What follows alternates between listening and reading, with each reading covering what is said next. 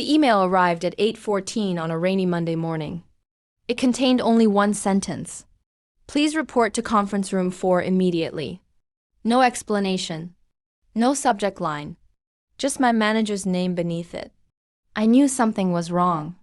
People aren't invited into conference rooms before 9 o'clock unless someone is getting promoted or someone is about to lose everything.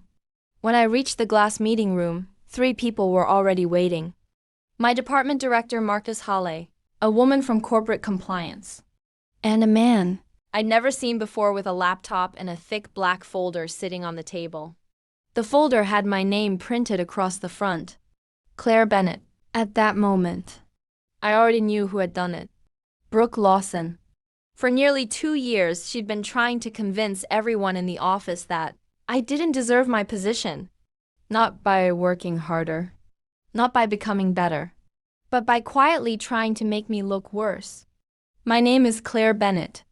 I'm 33 years old, and I work as a senior client operations manager at one of Seattle's largest financial consulting firms. People often imagine office drama as loud arguments and public confrontations. Real office politics don't work that way. They're much quieter. Someone accidentally leaves your name off an important email. Someone questions your work in front of executives. Someone forwards one tiny mistake while ignoring months of success. Nothing looks serious by itself, but over time, those little moments begin creating a version of you that doesn't actually exist. That's exactly how Brooke operated. When I first joined the company, Brooke was friendly. She showed me where the coffee machine was, recommended good lunch places, even helped me understand the software. But everything changed 6 months later. I received a promotion, the position Brooke wanted. She congratulated me with a smile. I guess they saw something special in you. At the time, I thought it was a compliment. Later, I realized it wasn't. After that day, the small things started happening. If I corrected one number during a meeting, Brooke would immediately point out that I needed to correct it. If a client changed their request, she'd casually tell management I had misunderstood the project. Whenever I finished a successful presentation, she somehow managed to mention one tiny detail I could have handled differently. Never enough to get me into trouble, just enough to plant doubt. Over and over and over again. At first, I wanted to defend myself. Then I realized something. People who constantly chase conflict usually expect you to chase it back. So, I stopped playing. Instead of collecting evidence against Brooke, I started collecting something completely different. Gratitude. It began by accident. One afternoon, our receptionist stayed 30 minutes late helping an elderly client who had become confused filling out paperwork. Nobody thanked her. Nobody even noticed. Except me. That evening, I wrote her name inside a small blue notebook. Just one sentence. Emma stayed late today because kindness mattered more than the clock. The next day, one of our junior analysts skipped lunch to help a new employee learn a complicated reporting system. I wrote that down too. A week later, Marcus admitted during a team meeting that he'd made the wrong decision on a client account. Instead of blaming someone else, he apologized. That went into the notebook. I wasn't writing performance reviews. I wasn't keeping secrets. I simply didn't want good people to disappear into ordinary days. Months passed. Then a year. Eventually, the notebook became something I carried everywhere. Whenever someone showed patience, integrity, generosity, or compassion, I'd write a few lines before going home. No one knew it existed. Not because I was hiding it, because it wasn't meant for anyone else.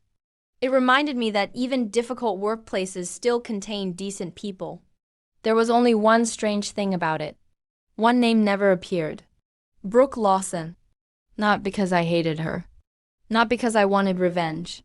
I actually tried. Several times. Whenever I opened a new page, I'd ask myself, has Brooke done something genuinely kind today? Every single time, the answer was silence. She wasn't cruel. She wasn't openly abusive. She simply treated every conversation like a competition. Every compliment someone else received seemed to bother her. Every success became something she needed to question. Eventually, I stopped looking. Now, 80 months later, that same woman had apparently convinced corporate compliance that I was the problem. The investigator opened the folder. Inside were dozens of printed emails, highlighted documents, meeting notes, client reports, one accusation after another. According to Brooke, I had mishandled confidential information, ignored company procedures, created an uncomfortable work environment, even manipulated coworkers. The list seemed endless. Marcus quietly looked toward me. Claire, we're required to investigate every complaint. I understand. The investigator slid the first document across the table. Can you explain this? I looked down, then smiled, because I recognized it immediately. It wasn't evidence of misconduct. It was an email where I'd corrected a client's address before a contract was finalized. The correction had happened 7 months earlier. The client had never even noticed. Yet Brooke had presented it as proof that I couldn't be trusted. For the next 2 hours, the same pattern repeated itself. Every accusation had been pulled out of context. Every mistake had already been fixed. Every complaint fell apart the moment the full conversation was examined. Finally, the investigator leaned back in his chair, then turned toward Brooke's written statement. He slowly closed the folder and quietly said something that changed the entire investigation. This doesn't read like someone protecting the company. It reads like someone documenting another employee's life. The room became completely silent. For the first time that morning, I realized something. This meeting wasn't going the way Brooke had planned, but none of us knew. The biggest surprise was still sitting quietly inside my desk drawer. The investigator looked at me. Miss Bennett, do you have anything that might help us understand your relationships with your coworkers? For a moment, I almost said no. Then I remembered the small blue notebook sitting inside the bottom drawer of my desk. It probably isn't important, I said quietly. But you're welcome to read it. I walked back to my office, opened the drawer, and placed the notebook on the conference table. Marcus looked confused. What's this? My journal. I've kept it for almost 2 years. The investigator slowly opened the first page. Everyone expected evidence. Instead, they found gratitude. The first entry wasn't about deadlines or promotions. It simply read, Emma from reception stayed 40 minutes late to help an elderly client who was too embarrassed to ask for assistance. The next page described an analyst who spent his lunch break helping a new employee learn the company's software. Another page mentioned Marcus apologizing to the entire department after making a decision that accidentally created extra work for his team. Every page contained names, dates, moments, tiny acts of kindness that most people had forgotten the very next day. For nearly an hour, nobody spoke. The investigators simply kept reading. Finally, the senior investigator closed the notebook, then looked directly at me. This isn't a record of people's mistakes. It's a record of what you chose to remember. They asked permission to interview everyone whose names appeared in the journal. Over the next 3 days, more than 30 employees sat down with compliance. Every interview sounded surprisingly similar. Claire always thanks people. She notices when someone helps. She never takes credit for someone else's work. She's one of the easiest people in the office to work with. One by one, the people inside my notebook unknowingly became witnesses. Not because I had asked them to defend me, because kindness leaves behind memories stronger than rumors. Then the investigators interviewed Brooke Lawson. At first, she sounded confident. She insisted she had only been protecting company standards. But the questions quickly became more specific. Why did you collect emails unrelated to your responsibilities? Why did you monitor another employee for almost 2 years? Why were several documents missing the Follow-up emails that explain the situations. For the first time, Brooke didn't have an answer. The evidence she'd spent months collecting suddenly looked very different. Not like a whistleblower, like someone conducting a personal campaign. The investigation officially ended the following Friday. Marcus called me back into the same conference room. Only this time, there was no thick folder. No tension. The investigator smiled. Claire Bennett, you have been completely cleared of every allegation. Marcus exhaled with obvious relief. I owe you an apology. I should have recognized what was happening much sooner.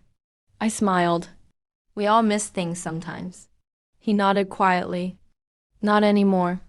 Word spread through the office faster than I expected. People wanted to know about the notebook. Some laughed. Some were curious.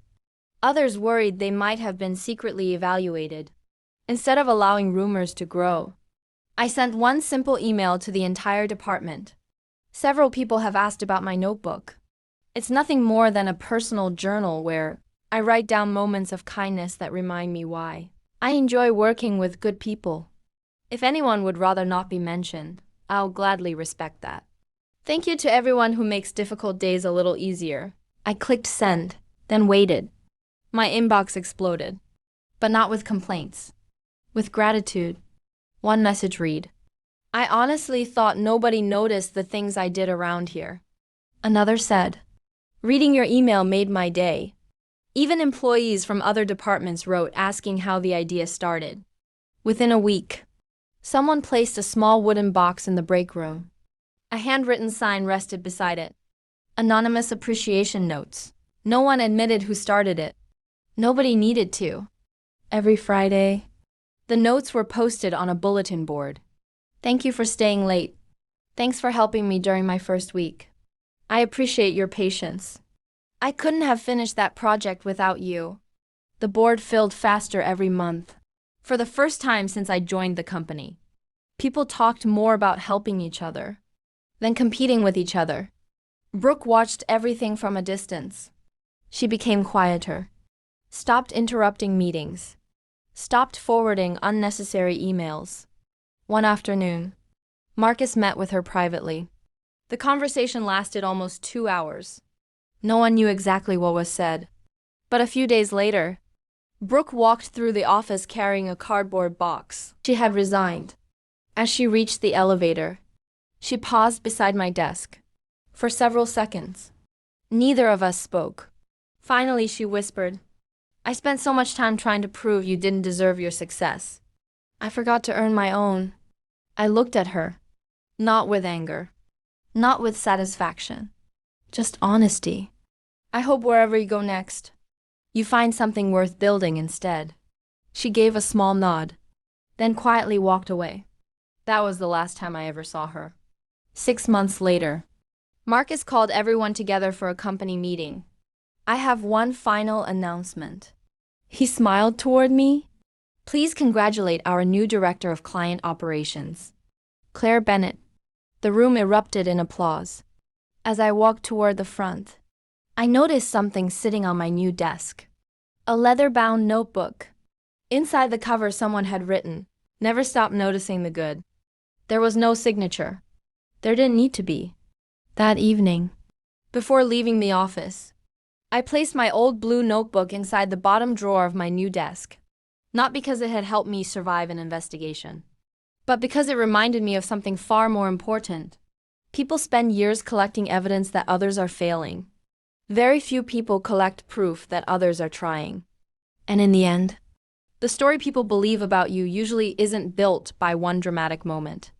It's built by hundreds of ordinary choices, made quietly, when no one is watching.